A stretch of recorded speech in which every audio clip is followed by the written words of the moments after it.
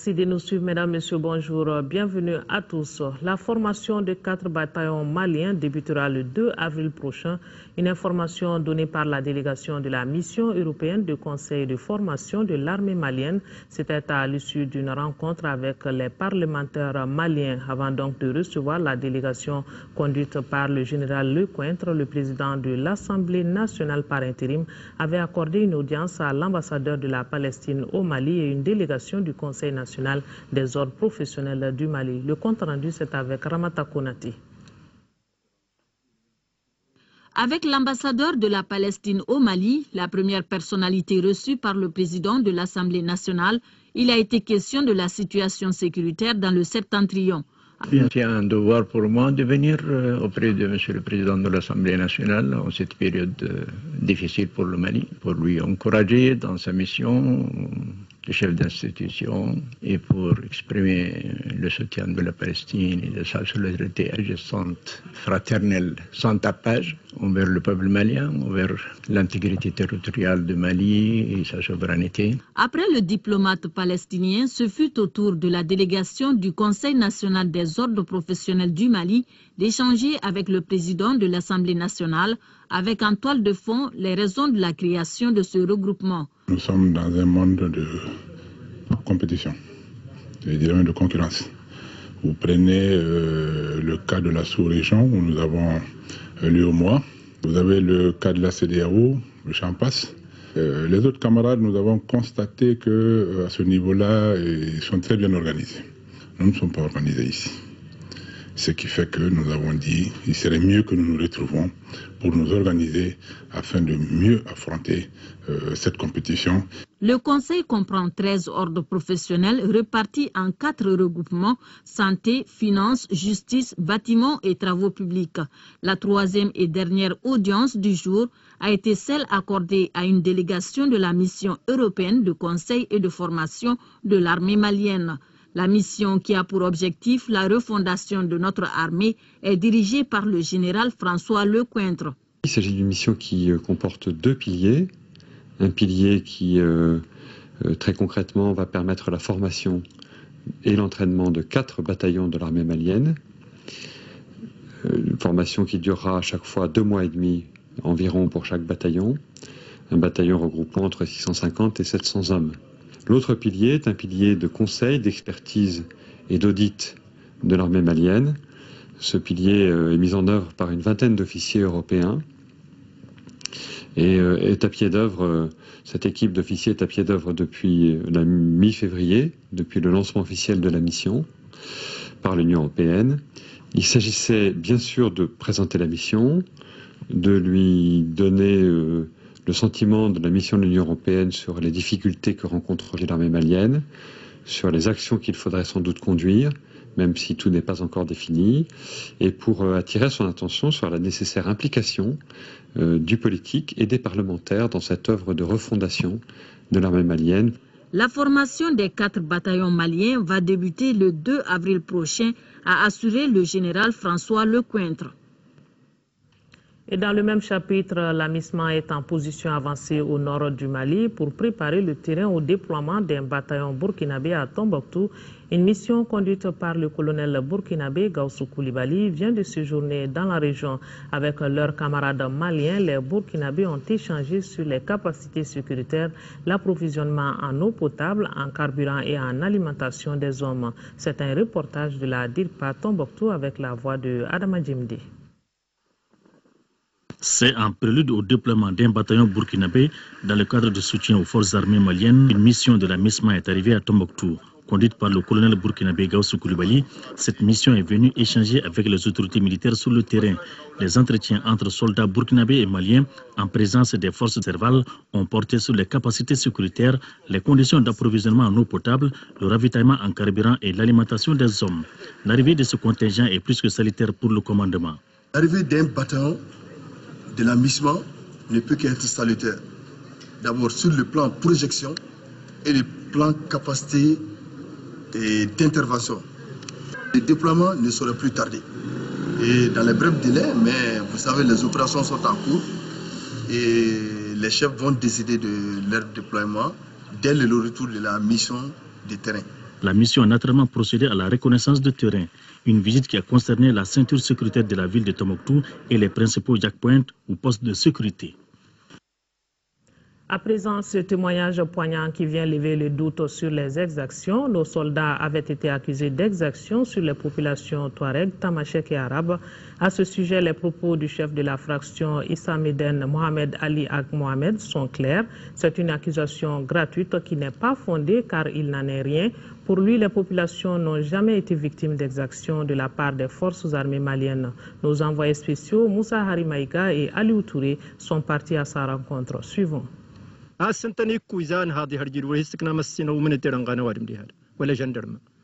dit qu'il n'a pas vu un militaire qui a frappé les populations ici, ou bien frappé ni un gendarme ni le militaire ici. Il a même demandé son population pour demander est-ce que le militaire a frappé les gens ici. Il dit non, personne n'a pas été frappé. Nous sommes ici à Doro, fraction nomade, elle-même composante de la commune nomade d'Untilit, cercle de Gao, situé à 60 km au nord de Gossi. Autre commune nomade du cercle de la Rousse, région de Tombouctou. Cette fois, à la rencontre du chef de fraction Issam Medan, Mohamed Ali Ag Mohamed, entouré ici de ces populations keltamachèques et sédentaires, dont les témoignages individuels et collectifs rejettent en bloc au micro ORTM, comme on le voit sur ces images, toutes les prétendues exactions sur elles commises par les forces armées maliennes. Au même moment de notre entretien, voilà annoncé l'arrivée de la patrouille malienne dans cette partie du Gourma, sous la conduite du commandant Élisée Daou, après 15 jours dans les campements nomades, pour à la fois traquer les bandits armés, mais aussi et surtout sécuriser et rassurer les populations au nom de la paix et de l'unité nationale. À Doro, voilà des scènes vécues, des scènes incroyables, symboles d'un Mali pluriel, mais un. Non. Doro, non. Il n'y a pas de frappé. Il n'y a pas de frappé. Au chef de Doro, ce que j'aimerais lui dire, le Mali d'hier et le Mali d'aujourd'hui. J'ai travaillé avec lui, comme je le dis, il y a 10 ans. Aujourd'hui, si je reviens lui dire que c'est le même Mali. Il est vrai que nous sommes passés par des périodes difficiles, mais aujourd'hui, Dieu merci, nous avons surmonté en tout cas les grands problèmes. Et aujourd'hui encore, il est temps que tous, ensemble, nous nous donnons la main pour continuer à sécuriser ces gourmands. Même exprimé dans un français approximatif, ce message du chef de la fraction Issam Medan, Mohamed Ali Ag Mohamed, a le mérite d'être clair et précis, et révélateur à la fois de la sincérité des populations rurales, qui savent dire oui quand c'est oui et non quand c'est non. Hors du Mali, c'est le soulagement à Kinshasa après la reddition du chef rebelle Bosco Tanganda, terminateur de son sobriquet, avait sémé la terreur dans les contrées de l'Est de la RDC. Il s'était réfugié à l'ambassade américaine au Rwanda. Le gouverneur de région, le colonel Salif Traoré, en compagnie d'une forte délégation, a visité ce mercredi le second poste de douane de la région, qui est celui de Diboli. Ce poste de douane de Diboli, qui participe activement à la mobilisation des ressources internes de la région et dont le trafic immense entre le Sénégal permet aux populations de s'approvisionner en toutes sortes de produits, est confronté, selon le chef de bureau, Sambayor Sidibé, à des difficultés. Difficultés qui ont pour nom le stationnement anarchique des véhicules entraînant une insécurité routière provoquant des pertes en vies humaines car n'ayant pas de parking, des problèmes de connexion avec la Sotelma. Je suis venu m'enquérir des conditions de travail des agents. Une visite pour les féliciter pour tous les résultats qu'ils ont atteints au cours de l'année 2012. Je les ai encouragés également à redoubler d'ardeur et à dépasser éventuellement les objectifs qui leur sont assignés, notamment pour cette année. Après le poste de douane de Diboli, le colonel Salif Traoré et sa délégation se sont rendus successivement dans les postes de contrôle phytosanitaire et vétérinaire de la police, de l'EMAZ, entreprise malienne, antenne sénégalaise, et de la mairie. Après les échanges avec le gouverneur, les agents ont souhaité un contrôle réel des produits venant d'autres pays qui peuvent être dangereux pour la consommation par les hommes de tenue chargés de ce contrôle. Quant au commissaire Suleiman B. Dambélé, il a signalé le manque d'infrastructures, d'armes et de munitions, de véhicules et de téléphones prépayés. Auparavant, le gouverneur et sa délégation ont fait escale au poste de Samé. Le colonel Salif Traoré voulait s'enquérir de l'état d'avancement des travaux d'entretien de l'axe Sandari-Kaï-Diboli. Selon le chef de mission de l'entreprise chargée des travaux, la fin des travaux est prévue pour le mois d'août. Voilà, vous l'avez compris, c'était plutôt une visite du gouverneur de la région de Caille, visite sur les différents axes routiers, ainsi qu'une rencontre avec les populations de Caille. C'était un reportage signé Kansoutou Kanouté. Toutes nos excuses. Nous allons partir maintenant hors du Mali et c'est le soulagement à Kinshasa après la reddition du chef rebelle Bosco Ntaganda, terminateur de son sobriquet, avait sémé la terreur dans les contrées de l'Est de la RDC. Il s'était réfugié à l'ambassade américaine au Rwanda. L'annonce de la reddition du rebelle Bosco Ntaganda, qui s'est réfugié à l'ambassade américaine de Kigali, a été accueillie à Kinshasa avec soulagement. Terminator ne sèmera plus la terreur dans les contrées de l'Est de la RDC. Mais la Rukinoise souligne aussi l'implication du Rwanda dans la manipulation de ses chefs rebelles. Il y a déjà, je peux dire, complicité de cet État. C'est carrément impossible que Bosco Ntaganda puisse se réfugier là-bas. Comment? Dans quelle situation?